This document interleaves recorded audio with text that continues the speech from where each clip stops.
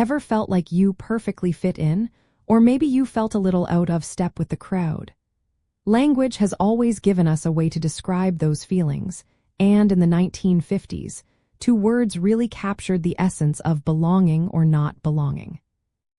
The 1950s slang words cool and square emerged from distinct cultural backgrounds to become defining terms for an entire generation.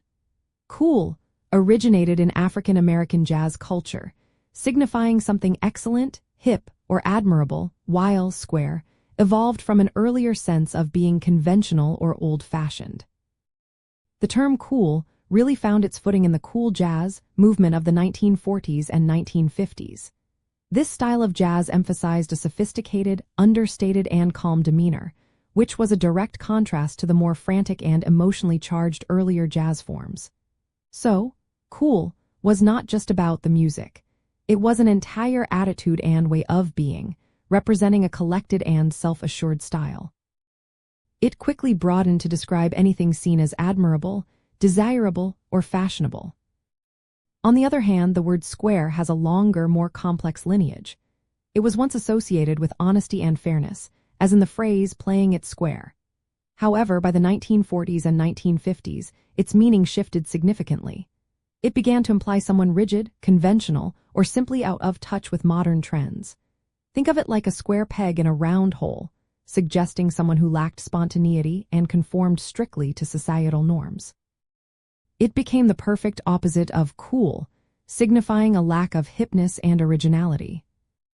Understanding the origins of these terms helps us truly grasp the cultural landscape of the 1950s. These words were more than just casual slang.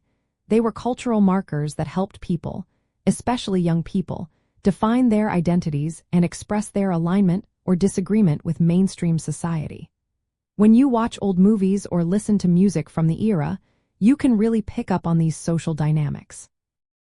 Interestingly, the concept of cool has even deeper roots, tracing back to some West African cultures where terms like cola and cool were used to describe a calm, collected demeanor. This cross-cultural influence highlights the profound impact that African American culture had on shaping American English. And for square, it was sometimes informally associated with square dancing, which was seen as a very traditional, structured activity, contrasting with the free-from dancing preferred by the youth of the day. Ultimately, cool and square became essential shorthand for navigating the social world of the 1950s.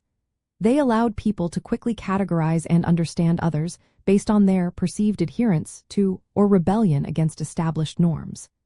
These words vividly illustrate how language reflects and shapes our views on tradition versus modernity, and how a few simple terms can capture the spirit of an entire era.